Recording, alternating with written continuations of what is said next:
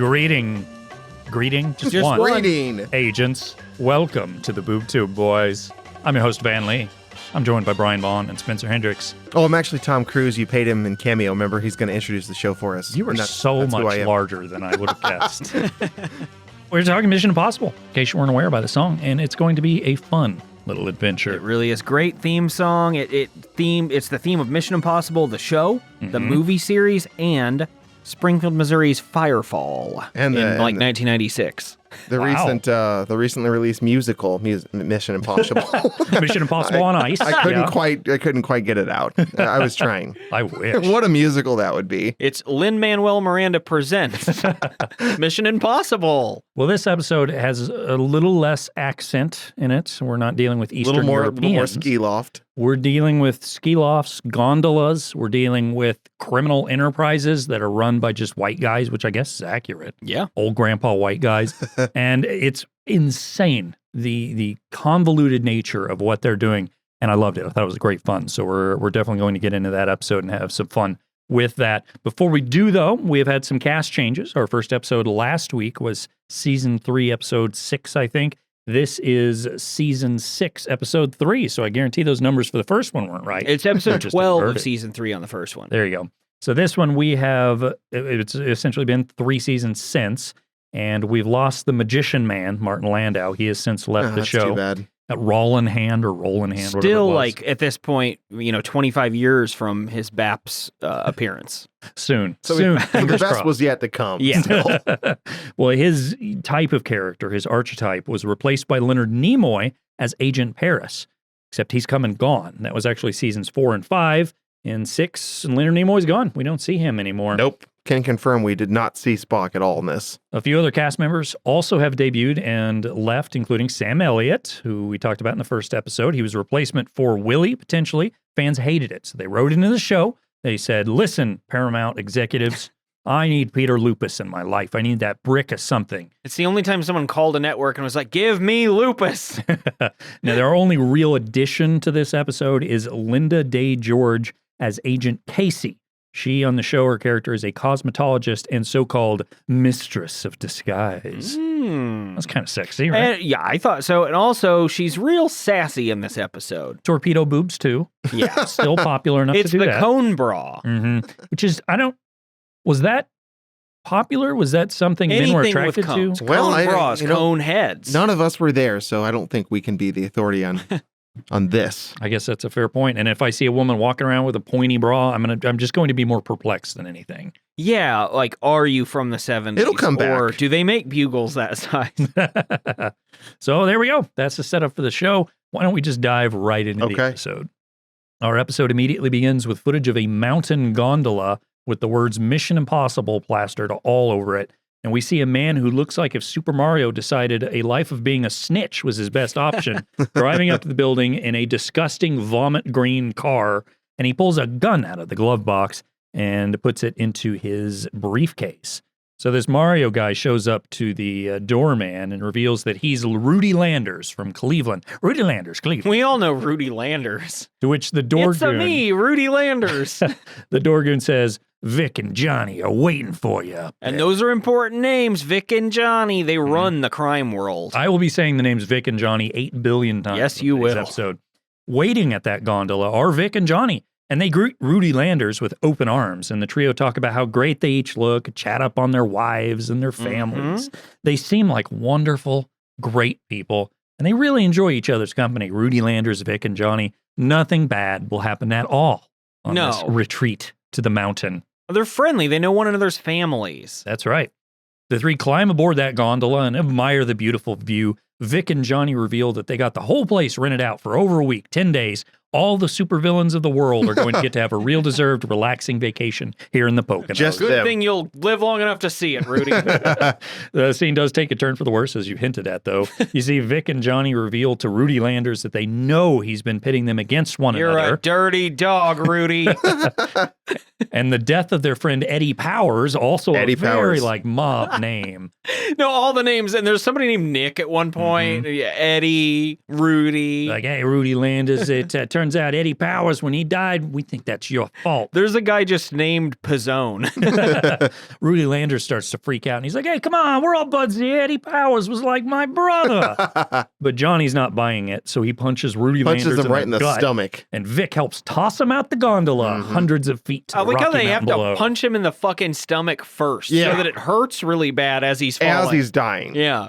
So it's here. We can see the body of Rudy Landers plummet to the ground below. It looked like one of those fake body things from the first episode. I think it was him. So my question to you, I think gentlemen. that they build an entire doll for this actor is what I mean. Yeah. And then throw that out there. They stuffed it in the back of the gondola.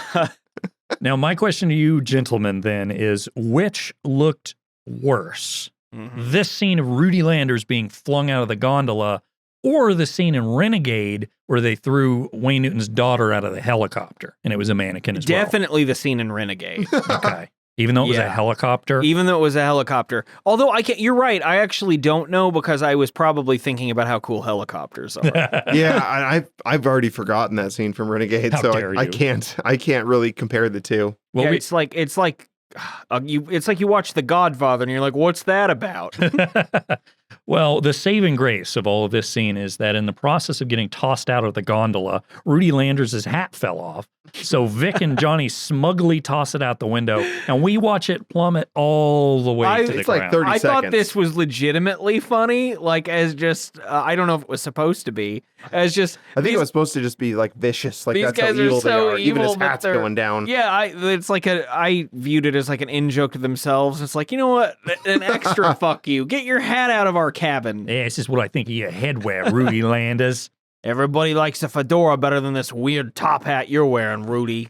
Now, Vic sits down clutching his chest, and Johnny asks, hey, how's the ticker? To which Vic replies, I'm okay, as long as I don't get too worked up. Vic, That's good. Do you mean That my is good. heart or your favorite kind of tape parade? It sounds like as long as this episode is like a peaceful plot, like he'll be fine. We don't Yeah, have to and worry like- about his heart. and that's what we should expect, Other right? than this, within the first couple minutes murder, I got every sense that this would be a pretty uneventful episode Sure, of sure. a show Just a called bunch of- Mission A Impossible. bunch of mean guys taking a vacation together, and then they call it a day at the Yeah. end. They're like, all right, that was fun. If this had been made like in this current era, it would be called Criminals Retreat, and the DVD cover or the Blu-ray cover would be a red plain font, and the background would be white, and the characters would be in the forefront, and Vince Vaughn would be in it. Yeah, absolutely. I wish he was. Well, Vic pops a pill that he took out of his pocket, and we're led to believe that there is heart pills, probably nitrates, whatever it was in the 70s that they did. Johnny says, what's to get worked up over? Everything is just beautiful. Am I right? Gabagool. Johnny, by the way, is the most Italian Yes, of absolutely. the group of uber criminals. Of multiple Italian men. Yeah, Yes. needing to get together to play pinball. And next we get another hideously colored convertible car driving up to the boat docks. It wasn't like brown. They're all This is like- brown and green and wood paneled. This It's just one nasty. I wrote down is the color of a hardy shit. And one of your hearty shits, too. Well, I don't have mine are weird. Okay, They're not fair ever enough. right. Well, it's been being driven by Agent Phelps, a.k.a. Peter Graves, and he's wearing gaudy purple Charles Nelson Riley glasses. Oh, I love this. He's just a boat captain. Like I feel like he liked wearing this. I think so. And his hair has gotten bigger to the helmet Yes, point. yeah, It looks yes. like a helmet put on his Yeah, head. he's everyone 3 years older too. It's ridiculous. everyone definitely morphed into 70s over the course of Everyone understood. Look, the calendar flipped from 69 to 70. Time to get really weird. Oh, yes. And weird does it get. Well, he pulls up to a particular boat and pulls out a package, and we're treated to something that was absent in that first episode we covered, but was a mainstay for the series. It's a tape from, quote, headquarters, and contains a recording of the mission details, as well as photos of Johnny and Vic and all the other people who are involved. So let's go ahead and play a clip of how this sounds. Your mission, Jim, should you decide to accept it, is to stop Hatcher and Thorne and put them out of business for good. This tape will self-destruct in 5 seconds. Good luck, Jim. I love how formal the tape is. And it's Or very informal. it's very to the point. Did you guys have a reaction? I really liked, I don't know, because I just watched the other episode. I start this one, and when I see Phelps, I'm like, oh, familiar face, not a familiar haircut.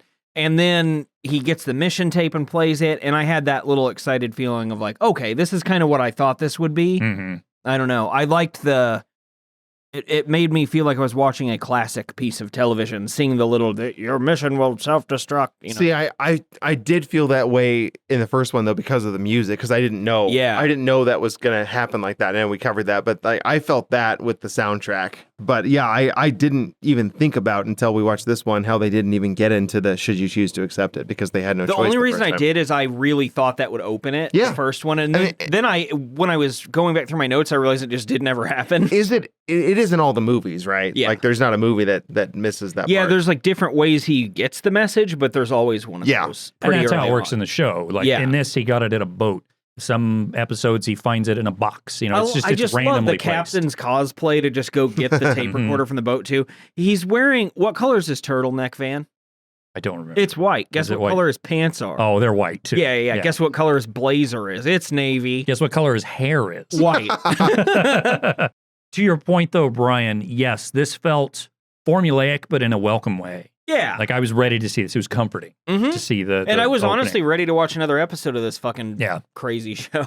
Now, with the mission in hand, we get the lit fuse and clip from this episode intro as usual. Are there any more fuses in the clips? Like any more people working with wiring, maybe? Oh, constant. Because that's all you do if you're on Mission Impossible. Possible? You said a few different variations of it. Possible That's good. Let's mix it up. One would think I could say the words that I'm supposed to say in an audio format. Turns but out that's here we what's are. impossible. That's the impossible mission. We find ourselves back at the IMF headquarters, or just a hotel, where they are playing with a model gondola and reviewing operation details. They go through some of the things involved with this mission, including their roles. They reveal some gondola blueprints. They have the new female operative show her master of disguise powers by perfectly mimicking Johnny from before, his cheating wife's voice from a tape It might as recording. well have been that football comedian who does the John Madden voice. Oh my gosh, what is his name? I know what you mean. He was on Mad TV. Yeah. And he's obnoxious and not funny at all. So I feel like that guy's probably very good at impressions, but just isn't funny. Yeah, I think that's exactly what it is. Someone write in if you know that guy's name. I also like, Right in. for a moment there, I thought you were going to say the gondola bloopers, which I thought I did like, too. I really did think man, that would be I great. thought, like, right that they after were you gonna show- misspoke, I thought it was like, I briefly thought the whole thing was intentional. Like you were going to say like impossible and then say that it was a blooper. I'm not that smart. I would love to see a blooper reel of a gondola. It's That'd be- Johnny falling out on accident. He died. just Yes. various cast members falling from it. Whoa. Agent Barney gives Phelps some gas dispenser, which when sprayed will cause Vic to think his heart is acting up, although only falsely, and even his medication, those nitrates from before, won't help.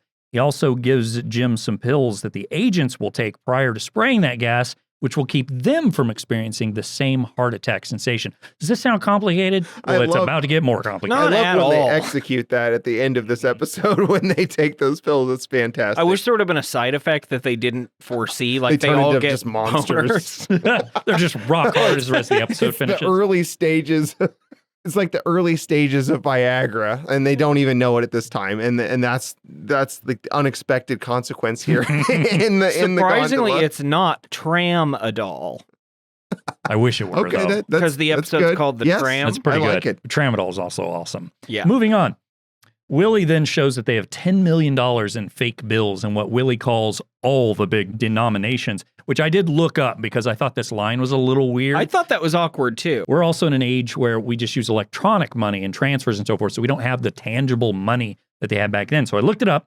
In the 1970s, at that time, the $1,000 bill had just been discontinued but was still in circulation. There were also $500 bills as well as $10,000 bills, although those were mostly just for bank-to-bank transfer and not I public did not use. know about I that. I didn't know did that know at about all. the 500 and the 1,000, but I did not know there was a $10,000 bill. Mhm. Agent Willie then asks Jim how much he figures Vic and Johnny have in their Swiss bank accounts, and Jim says at least $50 million thanks to all their business in gambling, prostitution, and narcotics. At this point, Jim says, "Everyone sit tight while I perform an exposition dump."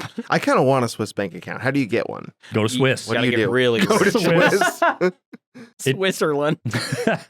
It turns out that apparently all you need, by the way, to access a Swiss bank account is the bank account number. You don't need anything else. You know, That's who it. you Jim are. knows They're we're not gonna that call encrypted. bullshit. Yeah, so he he's says like, it. I know you people think it's really tough, but it's.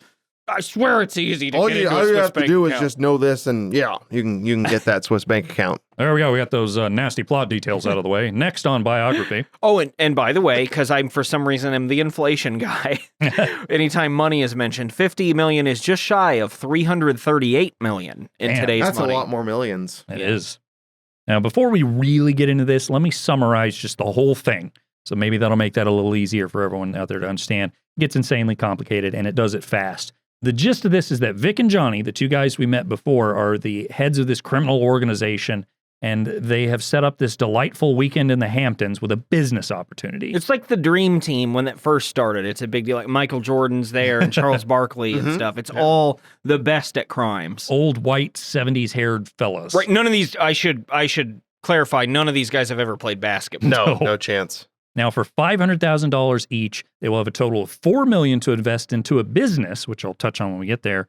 Now, what IMF is planning to do is have Agent Phelps infiltrate this meeting as a representative of a crime lord, and then the whole IMF group is going to play Vic and Johnny against each other to not only get the $4 million in cash the crime lords are bringing with them, but also to get the aforementioned Swiss bank account number, which has even more money in it, the $50 million. Now, because there's so much to cover here, I'll be skipping some of the mundane details. I really do recommend watching this episode if you can, because it gets just fucking crazy. And whatever I do is not going to do it justice. Like everybody wants Niles. Everybody wants to fuck Frank Colby. Now, the first step to this plan is to find a way into that business meeting. And they've got their target picked out. Arnie Gates is the head of the Midwest operation. He's very big in heroin and contract murder, according to Phelps. That's what we do in the Midwest. It's those two things, I guess nothing else. You just pick two random things that sound the most evil. Heroin, murder. Well, it's like a double major. Again, long story short here, the crew plans it out to where they find Arnie Gates crossing the street, and while Agent Barney drives his car wildly, seemingly like he's going to run over Gates, Agent Phelps grabs Gates to move him out of the way of the car to save him, but at the same time stabs him in the neck with some weird thing he has hidden in his hand. Yeah, I guess they made that for this too. And what is it? I don't know, but when he grabs him by the neck, that's where he stabs him with it, and the guy's passed out when they hit the ground. So I'm assuming it had nerve agent or something like that. Yeah. I don't know. Yeah, I was very confused. I got the point. I just didn't really know the specifics of the point. Well, Phelps yells to have someone call an ambulance, so Agent Casey does so at a local payphone, although it turns out the ambulance she calls is one driven by Agent Willie. Now, a little bit of an A-side here. My favorite part about this thing is, again, this is the 1970s. No one has a cell phone. They don't exist. So when they need to call an ambulance, she has to run over to the payphone and dig out quarters. Yeah. Like you call 911, it's not free. It's not free to call for an emergency. No, you got to pay for that. It's like, oh no, someone's hurt. Does anyone have a quarter? Which I guess they didn't have the provisions. Like now, if you have a cell phone that's not in service, you can still call 911. Absolutely. So I'm sure they passed a lot of laws, of course, from here to there. That probably made because them have to do people it. died from this, from having to find a quarter. Now with Arnie Gates stuck in the hospital for at least a week, he can't actually go to Evil Island for the bad guy summit. So we find him on the phone with Vic saying, I can't come, but I went in on the deal, so I'm sending my best man, Frank Colby, as my proxy. So let's take a minute to discuss Frank Colby. I don't know if we can do it in a minute. Man, I have a note about him for sure, which... Is it that he's not a human being? Because that's kind of what it looks like. He's very thin, his wearing posture, too big of suit. His posture might be even more noteworthy than his face and his mustache. Like he's kind of slumpy and doesn't look like he has bones. Like there's just something wrong with this guy. But that mustache and hair, though. Oh, Have my you God. guys ever played with one of those woolly willy things where the pencil shavings just gravitate to wherever on the head? Well, I really to represent a hair and facial hair, that's what Frank Colby is. He's like a teenage boy that they put like fake hair just in weird patches on his head. I don't understand. He might be 8 feet tall and 4 pounds. I'm absolutely going to have to make sure that we get a photo of him out on Twitter and at some he's point. only in this show very briefly. Very small. A very distinct impression on all of us. You know what he has is a sweet ring. A sweet, like, ruby ring. A ruby red ring. Well, the other thing about Frank Colby is we're supposed to believe that he is the right-hand man of Arnie Gates. This is like a pretty entrenched mobster guy, but no one's ever seen him before. Yeah. Maybe they have, and they've just like blocked that memory out of their mind. Maybe they have, and they thought, That thing looks a lot like Peter Graves. Slender Man here is terrifying. I wish Jim had tried to look like him when he went there. I wish he'd grown the mustache. Like, that would have been amazing. He like just goes outside and finds a cat and puts it like somewhere indiscriminately on his face. I really do think, and this is just speculation on my behalf, that they needed an actor for this, didn't have one, and they're just like, does anybody in the crew, like the cameraman, can you just stand here and look like a fucking dipshit for a bit? Yeah, because that guy... He was not an actor. And he epitomizes the 70s of, like, if you were going to be extreme, like, if you were going to be an outlier, even that time period, like, because that was not normal 70s. That was what you... It was the idea of the 70s, and then he took it to the farthest you could go. He answers the question of what George Mirasan might look like if he were normal-sized more. Well, the question comes up here as Vic and Arnie Gates are discussing on the phone. How will Vic know to recognize Frank Colby? Again, Obviously, no one's met this ring. guy. It's that big ring that Spencer was talking about. It's a crime ring. Turns out Arnie Gates is Vic's son-in-law. So related to him. And so he is having sexual relations with Vic's daughter. That's right. And in fact, Arnie Gates says, hey, Colby's going to bring along some pictures of the grandkids too. Yeah, let's add that in there. So you bring him some Kodak photos. You can take a look at that later. And look, Frank Colby, he's trustworthy, and he's the man for the job. You can trust Frank. He may not look like much at all. Or he might look like too much. Yeah. I feel like they actually sent him that the whole criminal group would have been like, what the fuck is that guy? Get out of here. Go back on that thing and slowly go back to the starting point of the level. Or maybe throw him off. Like, take him out there and recreate the opening scene. I feel like he'd land on his feet and just run off. Like, he looks like something that came out of Silent Hill. That's what this man looks like. You like kick him off, and he just, when he hits the ground, he turns to a puddle of water and then reforms. Well, it turns out that IMF has been listening in on this phone call the whole time. And before Frank Colby can go to weekend at Bernie's his way to the Supervillain Summit, he is intercepted by Phelps and Willie on an old Ohio arrest warrant. This is Phelps's in to the summit because now Colby's out of the way. Phelps has the special ruby ring to prove he's Colby. So part one of the plan has gone off without And it also, like, hitch. he can get in touch with Captain Planet easy. He's Earth at this point, yeah. I guess. Rubies come from Earth? I don't know. Maybe. I don't remember. Probably they're stones. Now, the next phase of the plan has Agent Jim Phelps making his way to the summit as Arnie Gates' proxy, Frank Colby, to Vic Hatcher's criminal meeting, and Agent Willie will be posing as gondola repairman. You know, that well-established profession. It's Tram maintenance. That's what the van says on the side of it. Well, Agent Barney, meanwhile, is sneaking around at the base of the mountain with the intention of doing some saboteur work as well as investigating some switcheroos or He has the instigating most switcheroos. fun job, Barney. He just goes around. And I think he's very good at it. He I is. love how competent Barney is. He sneaks around. He plays with fuses. You don't really ever know what he's doing. He's got things with antennae It's above on it. our heads. We don't know. Like, he's No. got some knowledge. And a shirt made of denim. Also, his scenes are one of the most notorious for being like quiet, no dialogue. You just watch what this guy's doing for like 3 minutes. Very scenes. unlike Barney, the TV show. Who was in that? Barney Miller? Is that what you're thinking? No, a dinosaur. It was really big the and big purple. thing. Oh, I'm an idiot. Never mind. I'm in the 70s or back when, not in the 90s at this point in my head.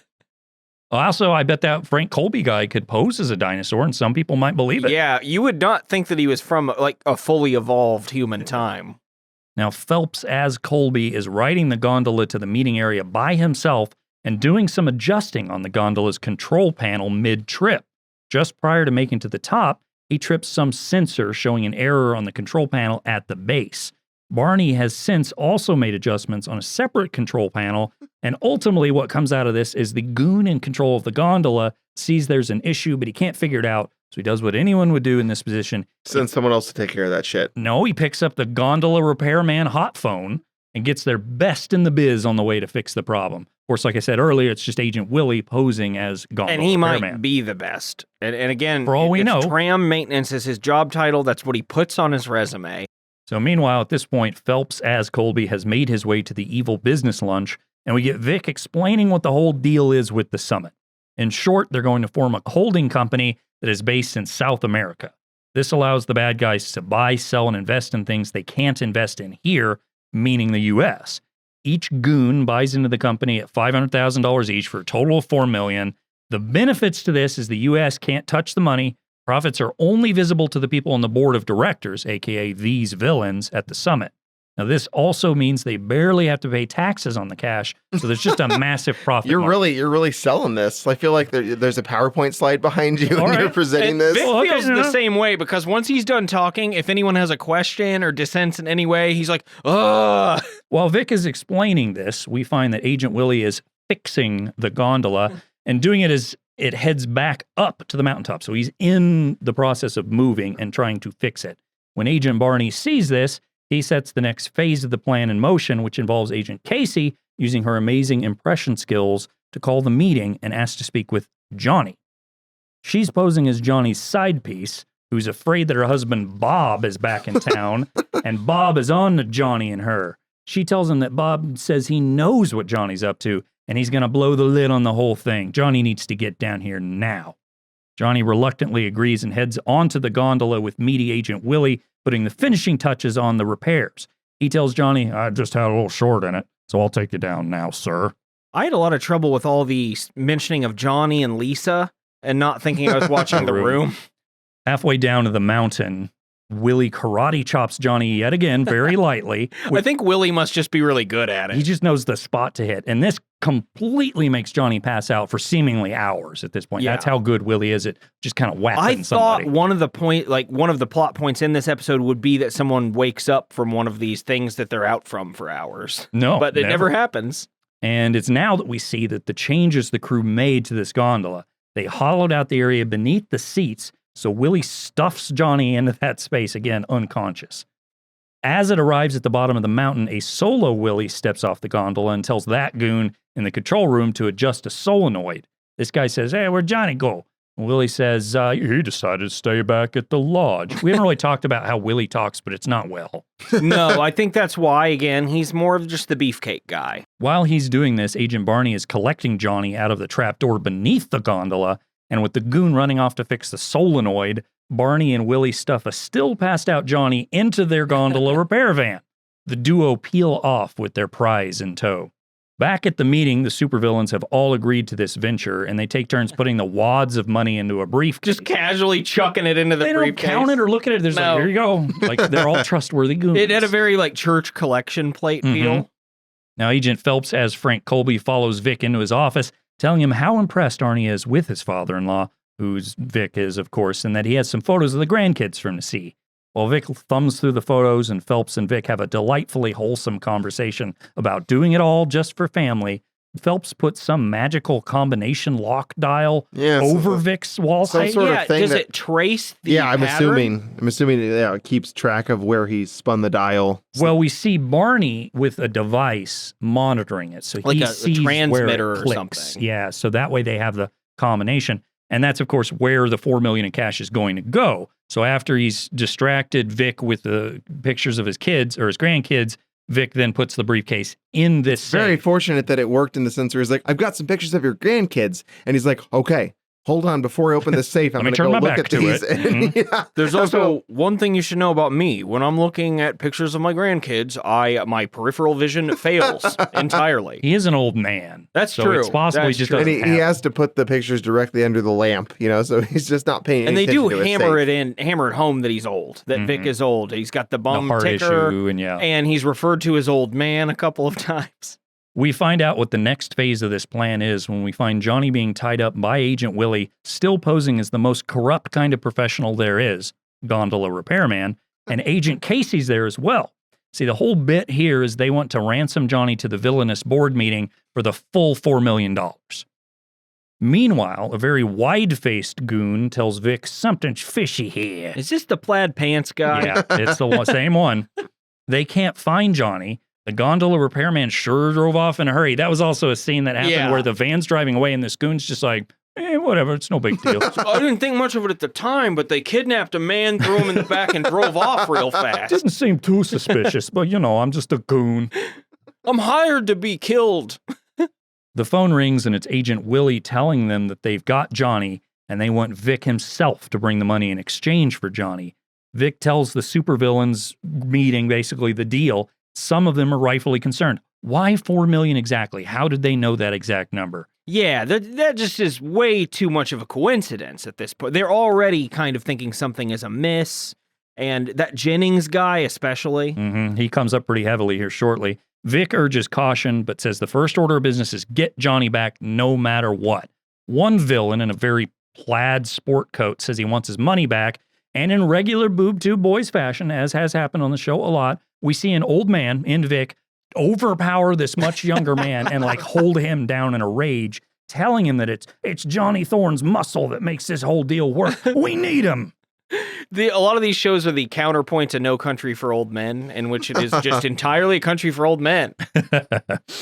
Now, this causes Vic's heart issue to flare up, so he has to take his nitrates and calmly explains that they need Johnny, so they have to give the kidnappers the $4 million to get him back.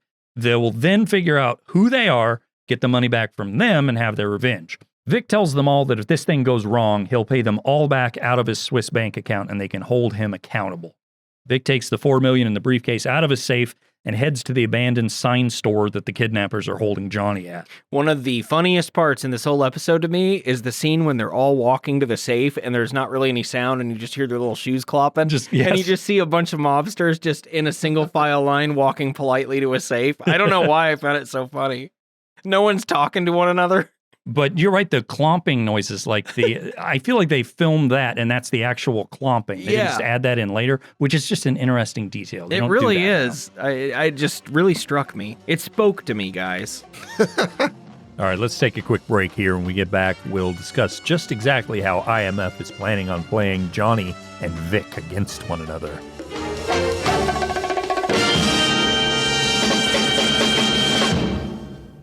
Now, when Vic arrives at the warehouse where the kidnappers told him to go, he hears a voice say, "Hello, Vic, we're over here."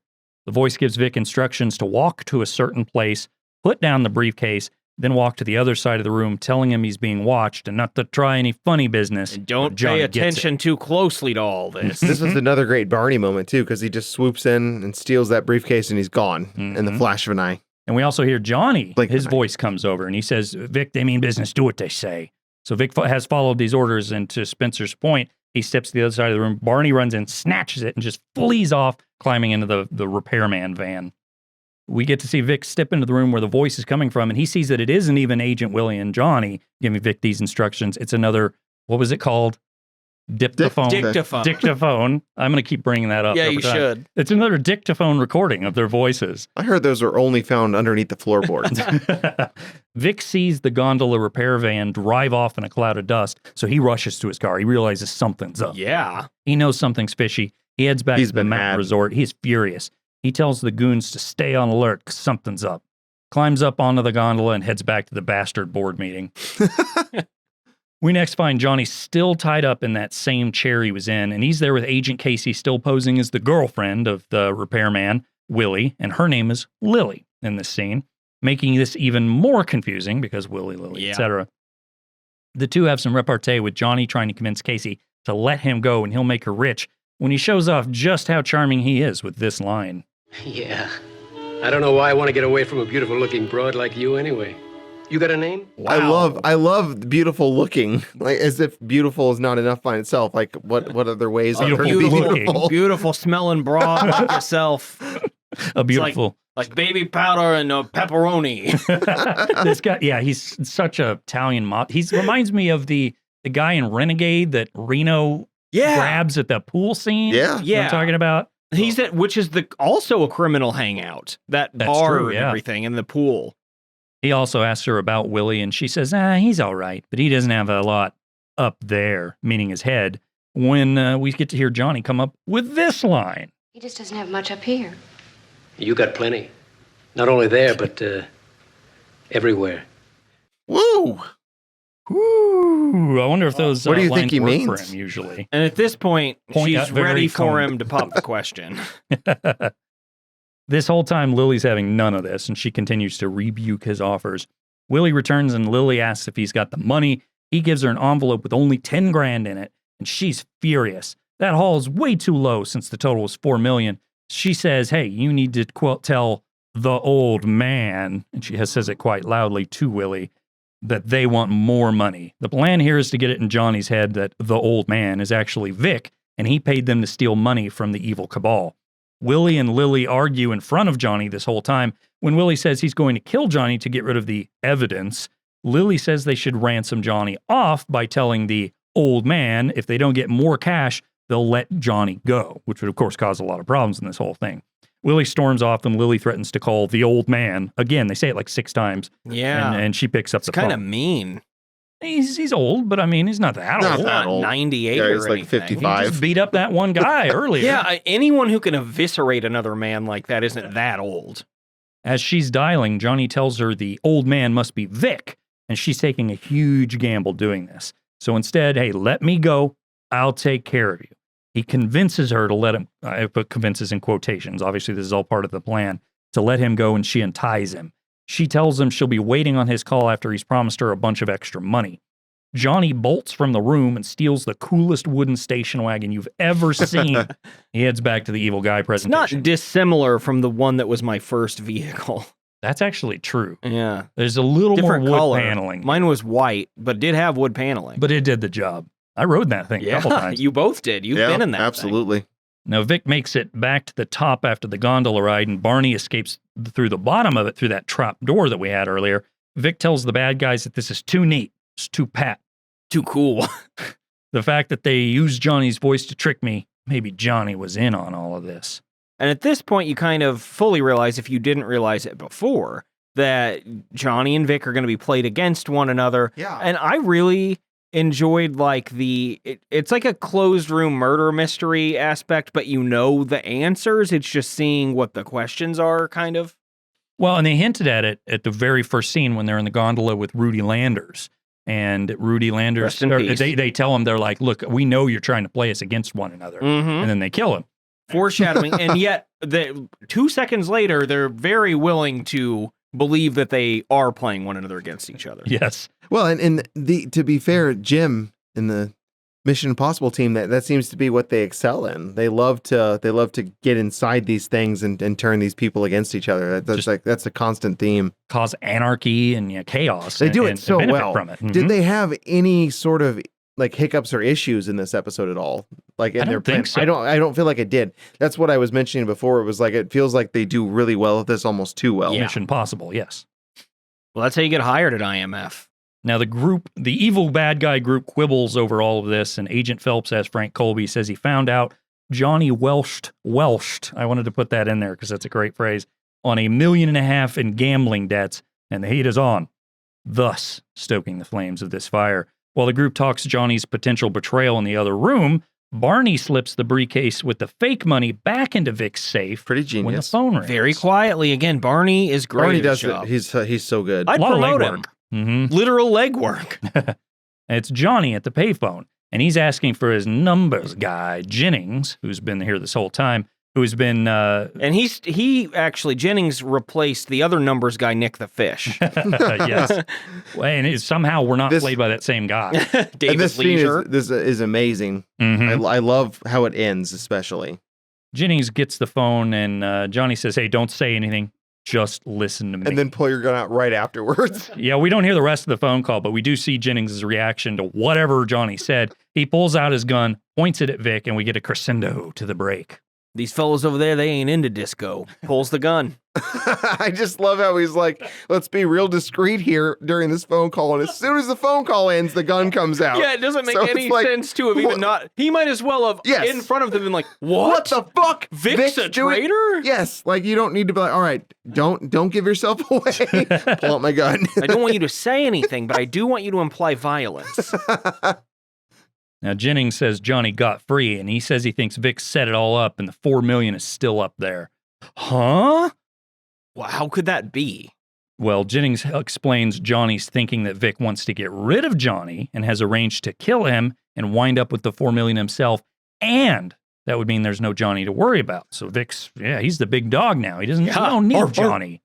Bark, bark. He should have just like clubbed their heads in the first scene. He should have clubbed the two's head together like Three Stooges and thrown them both out of the gondola. That's how it should have opened, and then he would have had the whole thing. And as the old man, he would be the strong one able to do it, too. Now, Phelps says Colby says, we all saw Vic take the money out of the safe, so that can't be. And Jennings tells them to look back in the safe. They're going to find the money. Vic protests, of course, but the other evil bad guys say, come on, Vic, just open the safe, prove your innocence. I was thinking they all chime in on that, like, yeah, just open the safe. Vic really should have not hesitated. Why did he? Yeah. Yeah, because at that point, he's doesn't think I there's know money for in sure there. that I gave him my money. It's not in there. And but it he makes knows him something's up. He does know something is up, and that's true because he would know. I have to think at that point he hesitates because he doesn't believe anything anymore. Mm-hmm. He's thrown asunder. So Vic reluctantly agrees. The whole bad guy cabal heads over to the safe, like Brian was saying earlier. They clop, clop, clop, and just so single good. file their way over there. As Vic's putting the combination in, he starts to clutch his chest. It's just a subtle, tiny reminder to the audience that, remember those heart problems? They're still here. The other goons tell him to quit stalling, and Vic opens the safe to reveal a briefcase inside. They open it up, and they see the fake cash, thinking it's real. Shit. What a great way to respond to somebody who might be having a heart attack. Quit stalling. Yeah, stop that. Just turn it off and turn it back on. Reboot it. So they think that fake cash is real, and all the bad guys really do think Vic tried to screw them over. Vic screams he was set up by Jennings and Johnny, and Phelps, as Colby says, let's give Vic a chance to explain himself here. But by this point, the villains are all convinced Vic did it, and 10 guys pull their guns out on him, saying, Colby, you're going to get it too. Oh, man. Little do they know, the real Colby got it long ago. But before they can do anything, Agent Barney bursts through the door in the back of the room with his gun drawn, and immediately all of the All of them. 100 criminals. most corrupt people in the world are like, oh no! They and drop outnumbered their him guns. easily, and they're like, shit, there's one guy with a gun. We got to put ours down. The mere sight of a black man with a gun is enough to terrify this group of people. And Especially on their big Poconos retreat.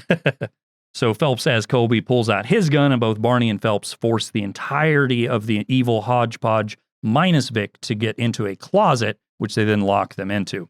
Vic, Phelps as Colby, and Barney board the gondola heading back down to the bottom of the mountain. When the villains break out of the room they were locked into, tell the goons at the base that they need him to stop Vic. He's the traitor. They were locked into this door basically by the old, chair under the door handle trick, essentially. And they break out immediately. Also, I really like Phelps very quickly explaining to Vic, don't worry, Barney is Arnie's guy, which is another confusing name thing. Barney and Arnie. Yes.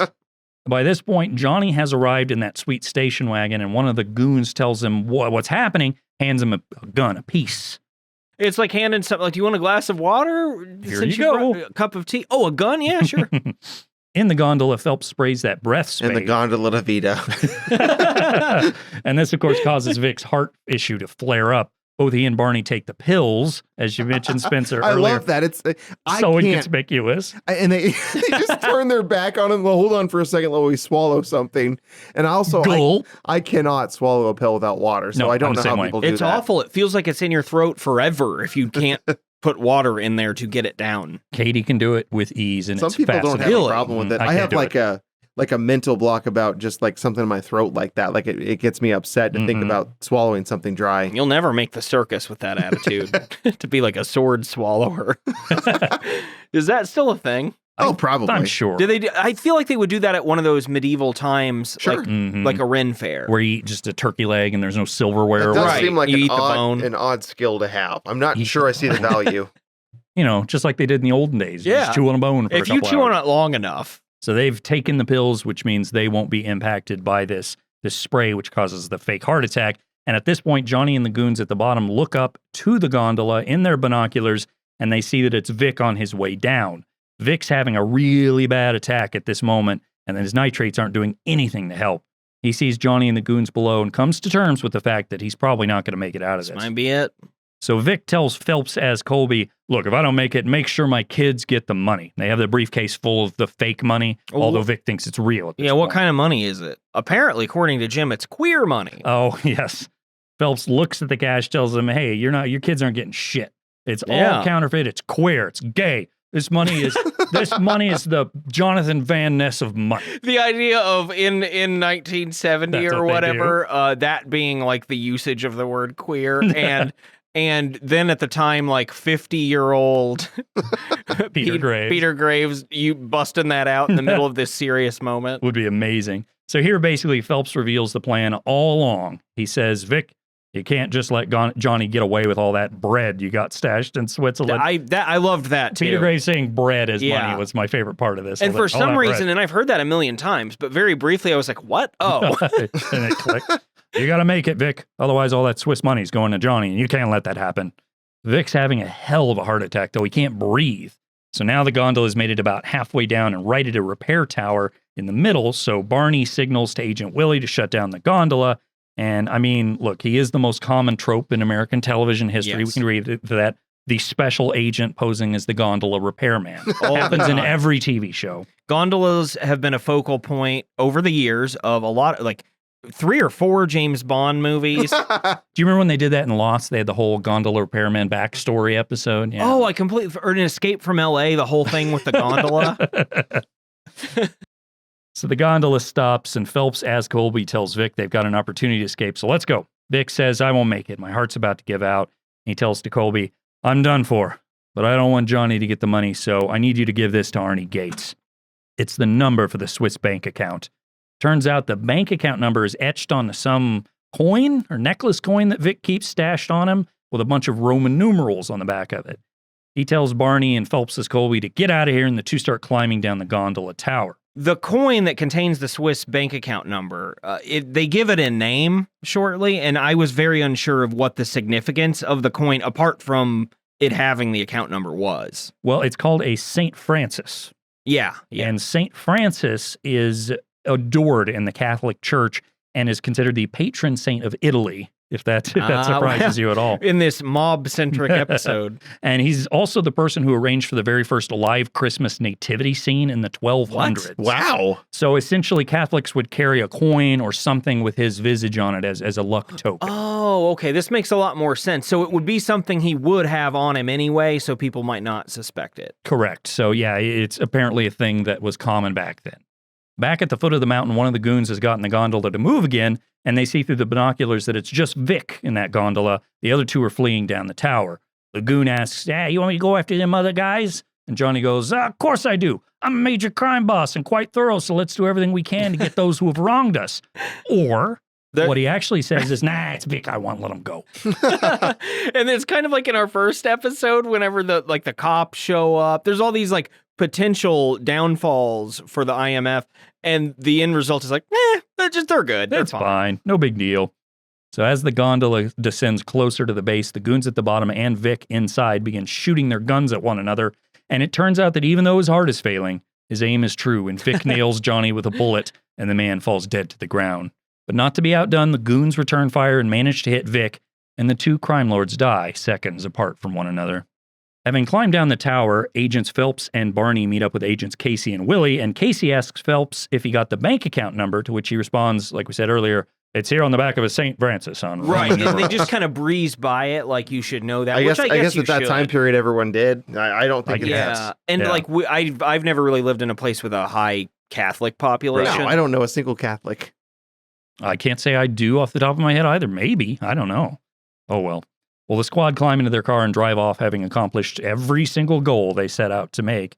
And my final note here is that the show tried to do something neat with the camera work. Did you guys catch this? Is that where they spun it around? Yeah, so it's the camera's a guy sitting on the side of the road watching the car come at him. As the car passes him, the camera does like a barrel roll. Yeah. It was jarring. It didn't look good. No, and then still freeze frames after that. It didn't, it obviously never got used again as far as I can tell, so it didn't catch on. No. Yeah. I was also, when this happens, I'm still disoriented from them getting in this massive car and 3 of them sitting in the front seat. I have a note about that too. Yeah, it's like, why? I guess it was one of those, what do they call it? Like coach style or something, like bench. The front seat where, bench seat. Where there's just one big thing. It would have been even funnier if it was just a regular 2-seat front and somehow they all crammed in the front. And this, I don't like it when even when the back's like that, if there's 3 people or whatever, 2 people in the back and no one in the front's weird. That's when it becomes kind of like a chauffeur type thing. Like a cab. It's really important to distribute your people properly in a car, and they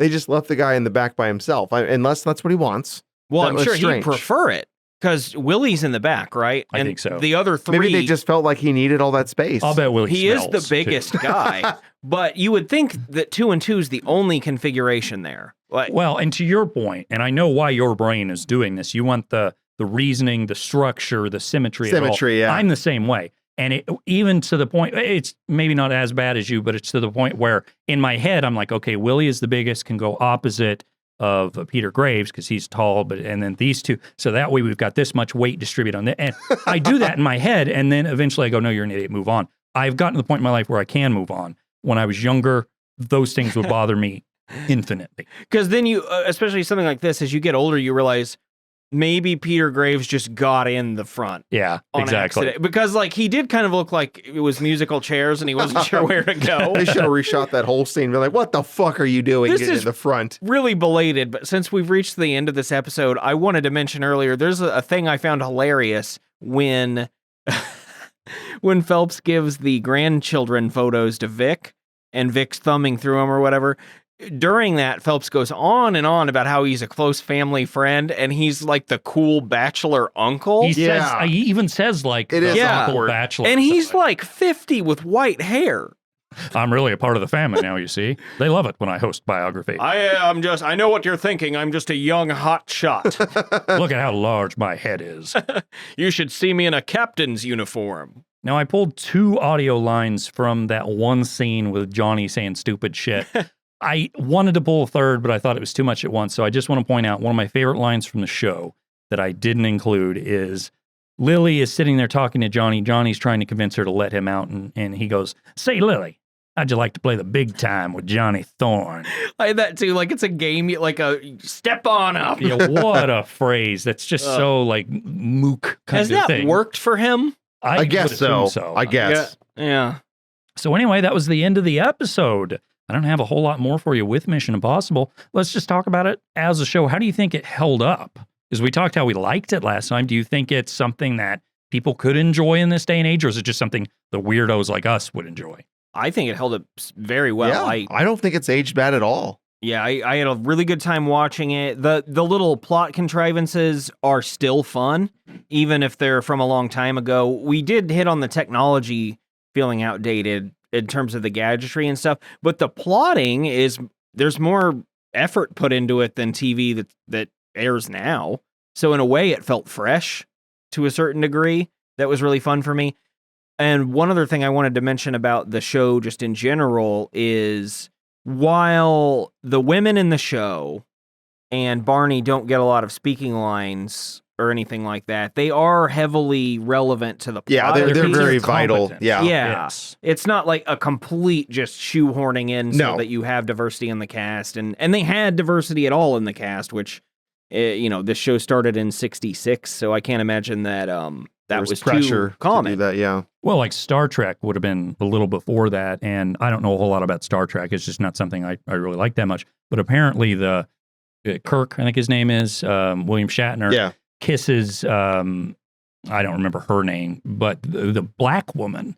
And at the time on television, a white guy kissing a black guy was so taboo. I have Yeah. read that, That was like, a big deal. that science fiction was actually able to get away with that stuff before society was ready to accept it. Like, you know what? It's fine that we've got this black woman ruling us because it's space, it's the future, it's a different world. We can So everyone was pretend like- it's an alien race. So yeah, everyone was like, "Oh, okay," because we're in science. It's not real, so I can accept this, and it was fine. Which is kind of messed up that you had to use fiction to, and rather than people just being like, hey, it's fine for any two people who care about each other to do whatever they want. Yeah, that certainly wasn't the mindset at that time at all. So it was a medium that actually allowed people to grasp that concept and accept it, and that was apparently a thing with science fiction. And to your point about this show, Brian, there wasn't a whole lot I could complain about as far as that goes. Yeah. I mean, I expected more. yeah, I did expect more. They have, what's her name, Agent Casey in this episode playing eye candy, toying with Johnny, and he convinces her that way, but she's using it as a tool. She comes out looking smarter. Exactly. Yeah. So I didn't have a problem with that as much as I have in other shows we've covered. I thought it was fascinating. I really, really enjoyed Mission Impossible. Yeah, these were really fun. I'm glad we did this. I'm glad we took this journey together, you guys. That's right. Anything else about Mission Impossible before we move on? I let's, have a statement. Oh, It's okay. not about Mission Impossible. It's about what's about to happen. I to can't me. wait. I did a thing that I've already apologized for a few weeks back. Why don't you tell everyone what it is? I made Van cover Duck Dynasty, and that show is, I'm just going to say it's not good. And today, Vanna's picking a show for me, and none of us have any prior knowledge of this except for hopefully Van. No, it's a surprise to me as well. Let's just say I'm bracing right now. I think what you need to do is turn 90 degrees to your right and say thank you. Okay. Thank you. You're welcome. Because I don't know why, but Spencer giving me Mission Impossible, which was fun, Yes. lightened my mood. Does this mean I essentially got away? You did. With a being little a bit. total dickhead, and you guys were nice the whole time. You know what? This increases my generosity of spirit, and the next time we get this, I'm going to be real nice. I'm going to be nice to Spencer on this next one. I already was going to be. I don't want us to get too nice, so I'll probably have to pick It's a not mean one that out there. nice, but I think you'll have a good time. Well, this isn't that nice either. I think it's going to be a lot of fun. And this came initially as a suggestion by Katie. Okay. And she said, you guys should cover this show. And I'm like, to be honest, I know of that show. I don't know anything about it. So we watched the what amounted to, as the first and second episode, was actually a made-for-TV movie, which was so successful, they then turned it into a television series. We I did guess that that's one. pretty similar, yeah. No, yours is, the lead is a different gender. Okay, so the do we other have one. a woman? Is Natalie our lead Portman. a woman? Probably. Natalie Portman, probably. It's Natalie Portman. We're covering Star Wars Episode 1. Oh, God, I wish that Phantom was Menace. a TV show. Oh, man. It might have been better. No, we need to take a trip back in time because what are the things that we know Brian hates the most? Women, right? Medicine, modern medicine. He hates technology. Yeah. Science. I don't even know how to talk into a microphone. See? And Dictaphone. I think we need to step before all of those things, before women happen, before science happened, into the 17, and no, I guess it'd be the 19. I don't know what it is. It's Dr. Quinn, Medicine Woman. Oh, wow. Whoa. Okay, yeah. I forgot all about that show. No, So did I. this will be very fun. I, like you, I have a level of familiarity with it existing in the early 90s. I guarantee your experience is the same as mine Yeah. in that you saw the commercials, and when the show would come on after whatever you're watching, wrestling, you would just turn it off. I don't know why you assume that, but yes. But you're right. Yeah, this will be really interesting because I don't even know what it is exactly. How about you, she's a Spencer? medicine woman. Do you know? No. I assume it's I on never like the watched Western it. frontier. But It is Western. I yes. definitely saw the trailers for like the teasers on other things I was watching. It was like Yeah. on the next episode of Dr. Quinn, Medicine Woman. I was like, well, I'm not going to watch that. But I remember it. Like, I will watch Steve Blackman fight Shane McMahon, but then after that, I For the guess hardcore I'm going to title. turn this off. Yeah. Well, I watched again those 2 pilot episodes, which they made for TV movie, and then explain the story. And I'll just go ahead and say it here. Is she was going to medicine school to be a doctor. Medicine school. She graduates. No one will hire a woman doctor. So she goes to somewhere in Colorado, which is the frontier at this time, and gets a job as the doctor. They screwed up at the town. They didn't realize it was Mrs. They thought it was a typo. And they're like, we can't have a lady doctor. So that's the And concept she's of the already show. there, so she comes in and people aren't very receptive. But then she does the right things and, Right. of course, grows on them. So essentially, that's the whole gist of that Are show. there saloons? Oh, there are saloons. Okay, good. There was Cole Meany.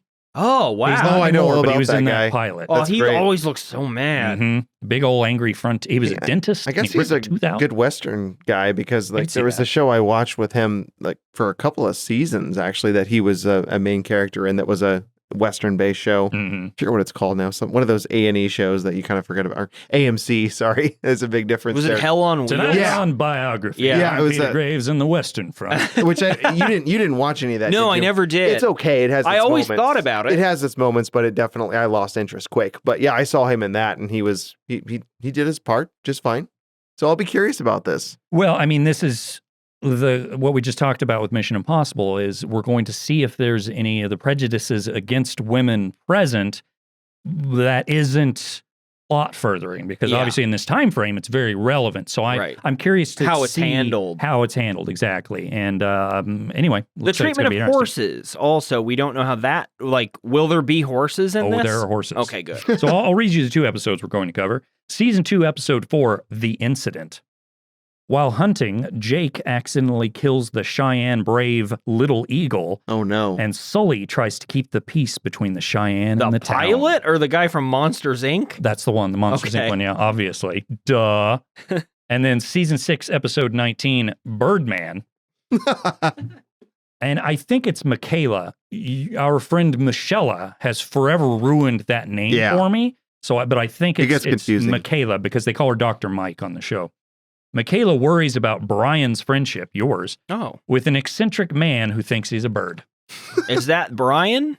Mm-hmm. I do. That hits close to home. Yes. So this is going to be very this is going to be fun. This will be really fun because it's also kind of a different genre of thing. Yeah. First technical Western we have not done a Western, and we haven't done British. We need more British, and can we do a British Western and knock it all out together in one fell swoop? I like the idea of that existing. British Western. I love it. Might have tumbleweeds and tea after we're finished recording. Manifest destiny. Looks like you're another one of our colonies, see? So there we go. That's today's episode. Thanks, everyone, for tuning in. If you really like what we do, you should head over to patreon.com/Bootu Inc., where for just $2 a month or more, you get access to all sorts of cool bonus content. We had 2 episodes that were recorded at the same time we recorded this, basically loosely tied into Mission Impossible. One was a birthday episode for you guys. The episode we put out this week was spooky. We read creepypastas. Ooh. Yeah, so you want to subscribe to that because you do not want to miss Brian doing this weird Tennessee, Arkansas accent for 45 minutes. It comes really naturally to me. You can also find us on Twitter. I'm at Manly Van Lee. We have a @BoobTubeBoys account. Brian? Well, I'm at Loud Guitar Brian. Spencer? I'm at the number 3 French_hen. Also available at BoobTubeBoys.com. All sorts of cool stuff on there. Definitely check that out. And let's see, Instagram, BoobTubeBoys. Just find us on the internet. I'm going to just keep saying this. Just blanket search Bootu Boys as many times as you can and see how many things we have done. It's a lot. That's Give right. us reviews I'm astounded. on Apple Podcasts. That's a big one. We really need more reviews. That helps get you to the top of the leaderboards. That makes the America capitalism gods say you're okay. If you get enough little stars. Indeed. So do that for us. Do that for us and we will love you forever. Make us sell out. And so for Brian and Spencer, this episode will self-destruct in 5 seconds. Oh, that's great. I love that you fit that in.